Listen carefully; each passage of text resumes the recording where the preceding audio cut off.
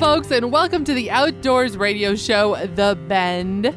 We are glad you could join us. You know, it's one of those times of year, whether you want to or not, you're itching to get outside, and hopefully you're living somewhere where you can. I am your host, For Rebecca. the love of Pete, stop snowing. How many people are saying that right now? For the love of Pete, stop breaking heat records in the South. Well, I was just going to say, depends on where you're tuning in from. You're right. If you're down in Laredo, Texas right now, you're going, please send us any kind of moisture you have. Right now, it's right around 100 degrees as we speak. Yes. Awfully darn close, like Yes. 98, 99. You're over west in California, you're going, please, I never wanted to be certified in snow shoveling. And then if you're in the further northern parts of the state, the northern parts of the country, by the time you start calving this time of year, you are hoping that the wind chills are not below zero. So, yes, it has been crazy all over, but regardless, we are still your outdoors show, and we are here to visit with you and hang out with you. I am your host, Rebecca Wanner, a.k.a. Beck, and that there sitting alongside me over there, shotgun. That there? I know, I'm kind of just looking at him. Hi. It's so much fun giving you a hard time. Jeff Tigger Erhardt. Hi. The man, the myth. Oh, please, you said that there, sitting there. Oh, we've had a lot of fun recently, just like anybody else. And, you know, we try to make the most of it. I'm going to put it that way because I don't know if it's all been fun. We've been doing a lot of snow moving. And, you know, the state we are in, we are within, we're going to say the fifth right now, snowiest winters on record. So I believe the last that I heard, if we get another 15 inches of snow before the month And we're just ends, a little over a week away from spring, too. Yes, if we get, I think it's somewhere around 12 to 15 more inches. 16. Oh, it's 16? By the 16 end of exact this inches. month or April or whatever winter ends, whenever we're going to call it, we're good and done, we'll blow past that record that's been set for 25 years plus. I'm so done with the snow. Yeah, I'm fine with us not having the snowiest winter on record. At first I was thinking that I wanted to break the record just to say that we did, because I do remember the snowiest that we had on record, which was 96, 97. And I was talking with my dad, and we were reminiscing about that. And I said, yeah, maybe, Dad, maybe we should just break the record just to say we did. And he said, I am very happy coming in second place. You know, I had the same He's okay discussion with in a similar way with the younger generation right now that would have went through their snowfall you're talking about when I was their age at this point in life. And I said, are you guys making mental notes, you know, kind of how you're going to remember and look back on this? And they're like, do we really want to? Well, that's a big thing about Facebook. I think that is so neat. You take pictures, Yeah. and then it shows up next year at this time, Yes. or something thereabout, so you can see. Because 2 years ago, and I don't mean to get off topic, this was, 2 years ago on this date, or very, very, very darn close, we broke an all-time heat record where we're at, which was the mid-60s, which is getting way, way, way, way, way too warm. And just to put that in relative, when I said that we've had a very cold snap going on right now. So 2 years ago, he's saying we were in the mid-60s. And just the other morning here, we were at a real feel of negative 15. Yeah. I don't even know why we live here. I received the nicest email after last week's show, so I want to be sure to give a quick shout out to one of our listeners, Paul Kowald from Appleton, Wisconsin. He wrote, I am a big fan of the show, especially the outdoor news segments. So thanks so much for doing that and sending that to us. And then on top of that, he offered up some stories that I had not heard about. So let me share this one in particular because you know what? It made me chuckle too. This story takes us to Harris County, Texas, where last month a Target store had an unexpected visitor or visitors. That was 2 wandering goats. Yep. No owners in sight. The goats apparently were able to enter the Target through the automatic doors and were roaming the aisles. As it took a few minutes for authorities to arrive, employees ended up rounding up the goats and then the livestock. So you're talking about actual goats, not greatest of all time goat, right? Correct. You're talking the four-legged kind. I got yes, you. Yes. So as it did take a little bit for the local sheriff's department to show up, and they were unable to figure out who owned said goats, they were then taken to the local sheriff's livestock unit, where if no one had claimed them within 18 days, they would then be auctioned or donated to a charity. So it's unknown on this end at this time what ended up being the ended scenario for said goats. But I do got to say that was an interesting one, because from time to time we have heard about how a deer has broken into a store or a home, or birds fly through windows, especially when glass and windows and stuff are really, really clean, and they see their reflection, and they kind of, well, you never know. They can't tell if it's themselves or they're fighting somebody or fighting themselves. Let me put it that way. Regardless, I want to say thank you again, Paul, for being a fan, and we always love hearing from our listeners. Our first story takes us to Idaho, and this one was a pretty hot one this week. In case you missed it, that's why I'm bringing it up, because there's video involved and it went viral. We'll put it this way. So earlier this week, a close call was a little too close of a call, you might say, when a snowmobiler on an Idaho trail near the Palisades narrowly survived an encounter with a charging moose. Two brothers were snowmobiling when a cow moose stepped out onto the trail between the brothers. The brother in the back was using one of those helmet cameras, catching what happened all on video. Well, the front brother had stopped his sled and began waving his arms as the cow was walking towards the back brother. The cow moose was angered by this, turned fast, and as that front brother tried to hit the gas on his snowmobile to speed away, he was caught and plowed over by the cow moose. And we're talking... it was not a good situation. That moose flat out flipped over that sled. Caboose over tea kettle. Exactly. You got it. Well, thankfully, the moose didn't get up and try to attack again, and both rider and the animal were left without injuries. Only the snowmobile suffered some damage. We'll put it that way. We've had friends on the show that we've asked them about moose or what's the scariest encounter that they've had with wildlife or something that made you nervous. And I always thought it would default to maybe like a rattlesnake, or because we've had friends that have said, well, we woke up in the desert and there was a snake in my tent. They would rather encounter that than deal with a moose. I would agree. Number one animal they say they will absolutely not tangle with and make sure they go the opposite direction. I concur, because I'll put it this way. I've been out elk hunting and, for example, I've had the same thing where, say, a cow moose is moving through the area, and I can see in the distance the bull elk. I can see them on the ridge, and you're sitting there with your partner, your hunting buddy, and you're going, oh, how do we get over there? But both of you look at each other, and you know what? Safety first. There's no reason to try and sneak around that moose. Because they can outmaneuver a man on horseback, right? Well, put it for example, like I was reading into this story further, and they said that a moose can easily accelerate to 35 miles per hour just like that. Oh, so that's part of the reason they're so dangerous. You got it. Ability to be so powerful. Okay, so we're bringing this story up on top of it, because if you remember last week, we shared how in Yellowstone, snowmobilers ended up crossing tracks with buffalo. Oh, the people wanted to they're one pet of the the bulls. fluffy cow, right? Exactly. There was a bull that was not happy about that either. So if you are out in the backcountry, please be aware. And give a wide berth. Extra space. Yes. Wide berth. Yes. No reason to cross paths if you don't need to. That's all I've got for now. Stay with us. The Ben will be right back after this.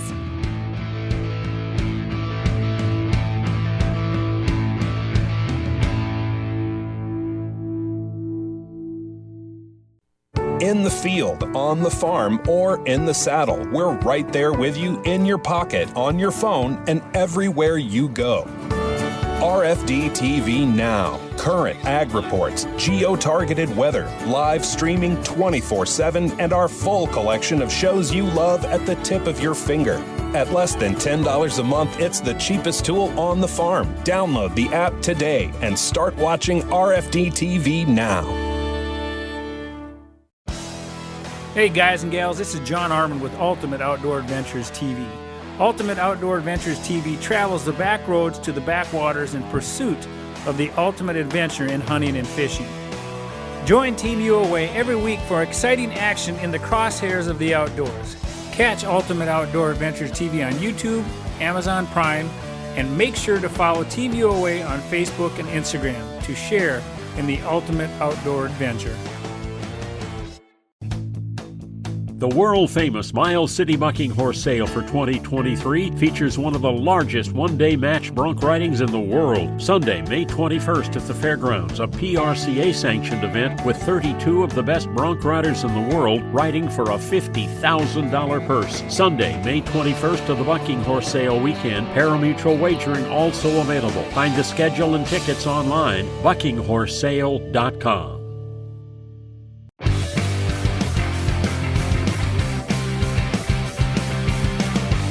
Welcome back, everyone, to the Bend Radio Show. Beck, you wanted me to kind of drive on this one a little bit because it is National Agriculture Month. Mm-hmm. So the whole month of March, we recognize and celebrate the vital role that agriculture plays across the country and obviously in our local communities. Touches each and every one of us, regardless if we are a producer or a consumer. And you asked me to come in and just kind of help with this segment here a little bit because of how much social media, and I'm going to say in this case, has infiltrated what we do.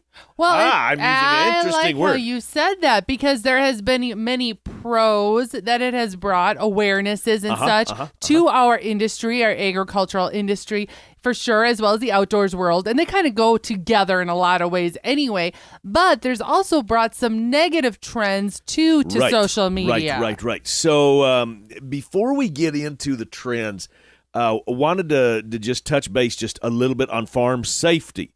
Oh, I like where you're going. I mean, that's where we're talking today is with the farm safety. And it's obvious, I mean, we've all learned this, that agriculture is one of the most hazardous occupations. I hate that it has to be, but I mean, there's everything from chemical exposure to, falling from heights.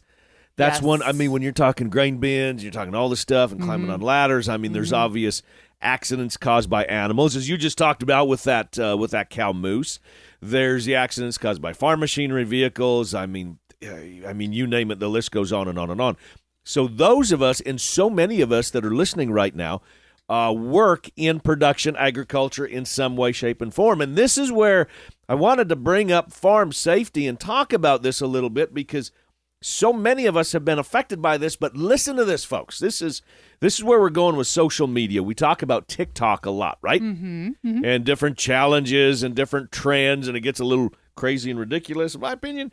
Here is the latest one, and this is what has got me, this is what is scary all the way around, and that is, here is the latest, and I don't want to pick on TikTok, but here's the latest challenge, if you will, when people have reels and videos on Instagram and on Facebook.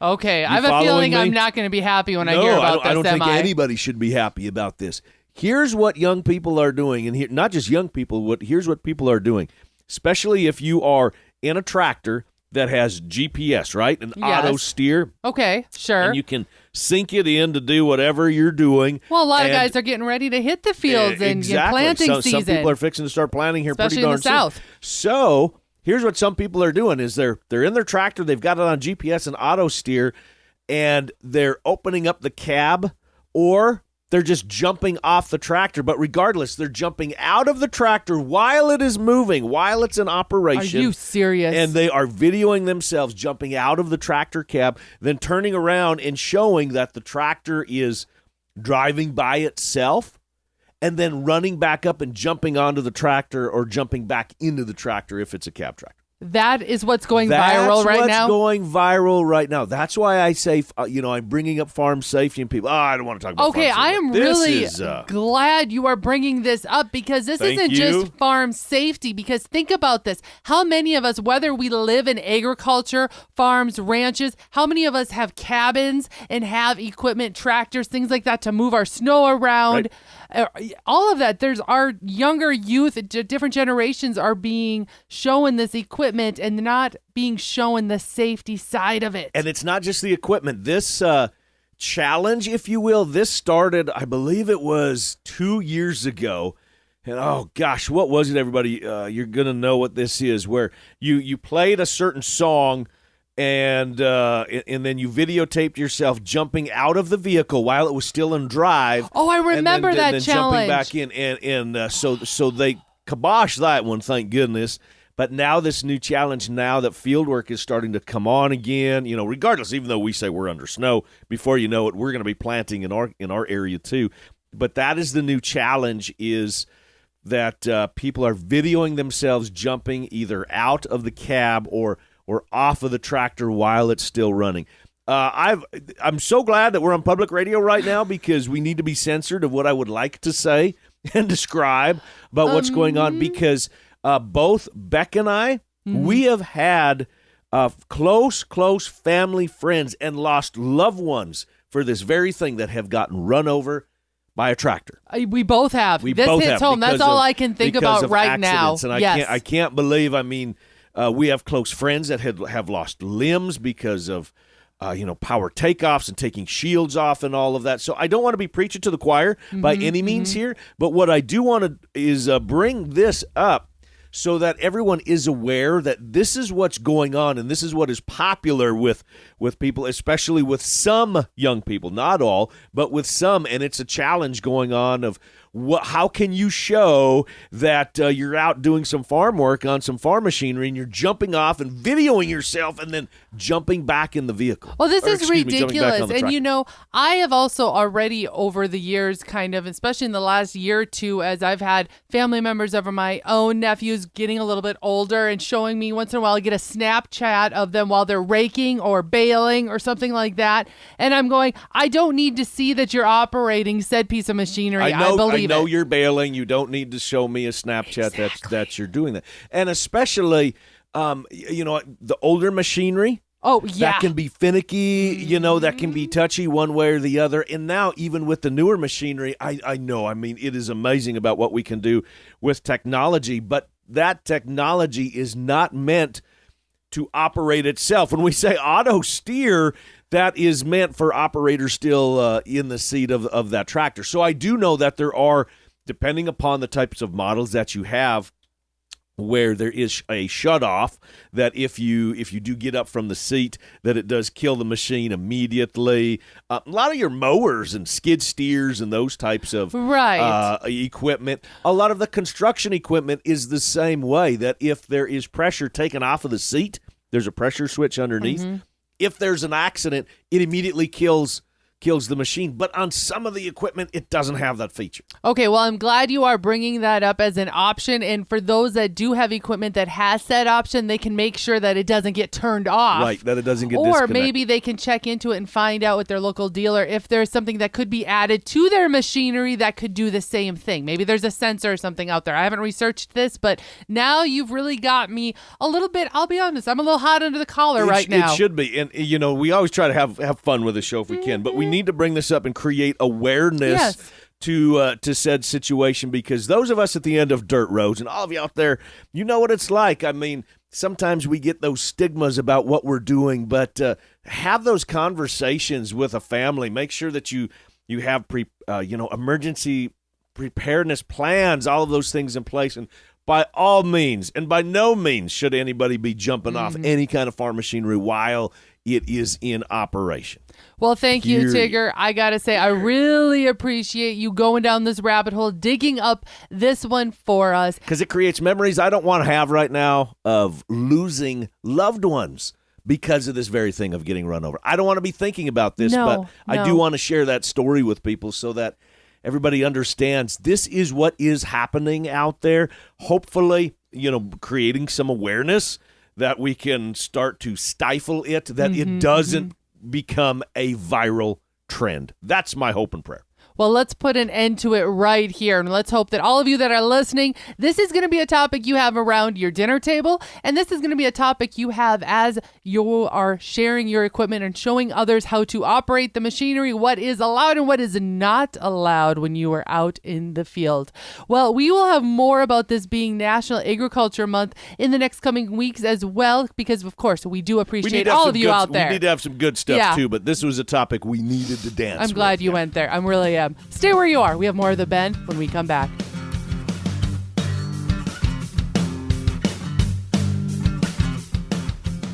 We've all probably been in a situation where we needed to make a phone call and couldn't because we didn't have signal or reception. We couldn't get a text out, a message, nothing. It can be downright scary when it feels like we're cut off from the world and a person needs to be located, or we need to locate someone.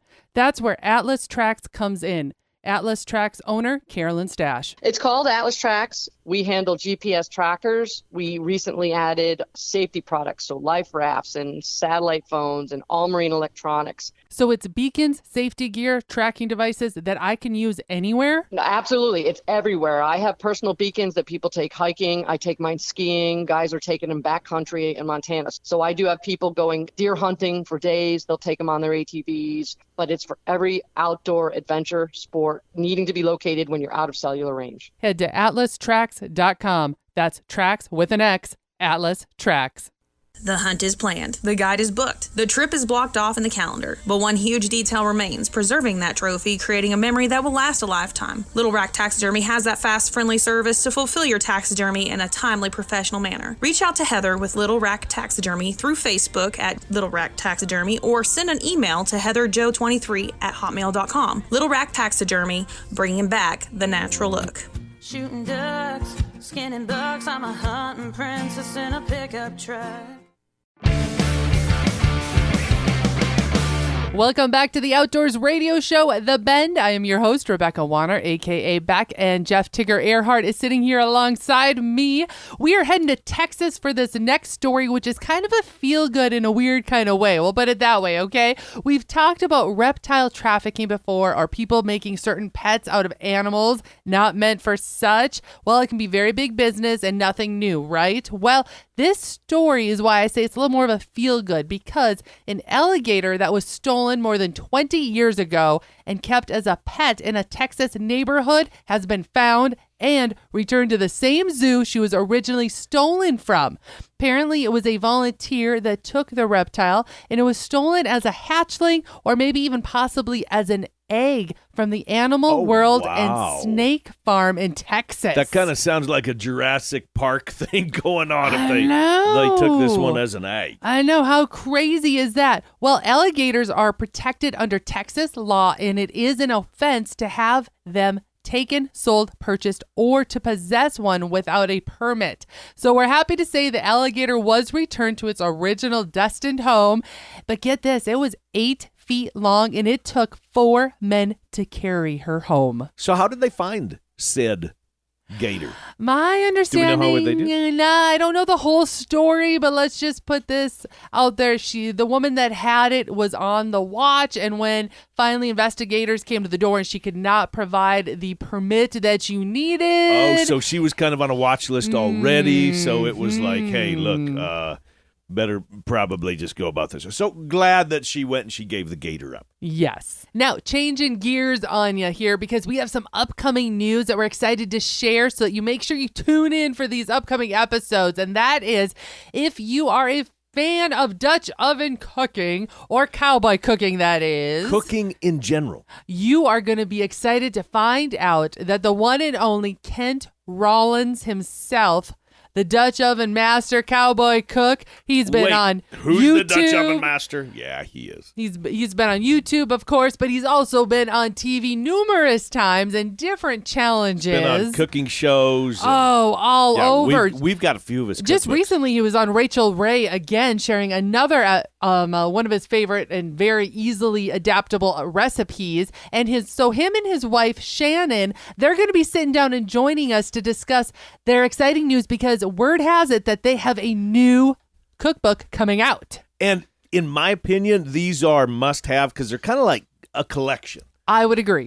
You can't find better people than Kent and Shannon. They are the absolute nicest couple all the way around. So I'm excited to have them back on the show. It's been, a year and a half, maybe 2 years since we've had them on the show. It's been way too long. With that, as a little bit of a teaser, and to leave you with something as a cooking tip, something fun for you to make Melt 1 stick of butter in your Dutch oven. Add 1 can of your favorite pie filling. Next, sprinkle 1 package of your favorite dry cake mix on top. Do not mix. For some extra flair, slowly pour in 1 can of lemon lime soda. Bake in the Dutch oven, rotating the oven every 10 minutes to eliminate hot spots. Check often, and in 30 minutes, you have a cobbler to die for. Well, folks, we're going to call this show wrapped. Thank you to my producer, sound engineer, and co-host, Jeff Tigger Erhardt, as well as I want to say again, thank you, Tigger, for bringing up that great topic of farm safety and what those trending viral videos are that are going on right now. Let's put a stop to it right now before planting season starts. Also, a thank you to listener Paul Kowald for reaching out. As always, know that we sure do enjoy hearing how all parts of the country are doing, so please, we invite you to call or text in your area's field reports. That number is 305-900-2363. One more time, 305-900-2363, or you can email us at any time at bendradioshow@gmail.com. If you missed part of this episode or you want to hear past shows, you can find them all on the website, thebendshow.com, and be sure to subscribe on your favorite podcasting app. If you're looking to change things up for your next event, conference, or awards banquet, think about having us, Tigger and Beck, entertain your crowd. We are MCs, even event headliners, as well as public speakers. We act as host couples. You know what? We just know how to make your gathering extra special. Thank you to our partners, Ditali Outdoors, About You Photography, Buckstorm, Little Rack Taxidermy, Mickey's Mustard, Toxic Calls, Wabalo Creek Outfitters, Atlas Tracks, RFD TV, and the Cowboy Channel.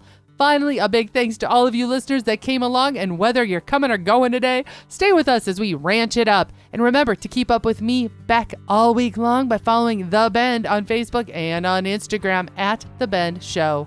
This is Rebecca Wanner. Catch Beck if you can next week on The Bend.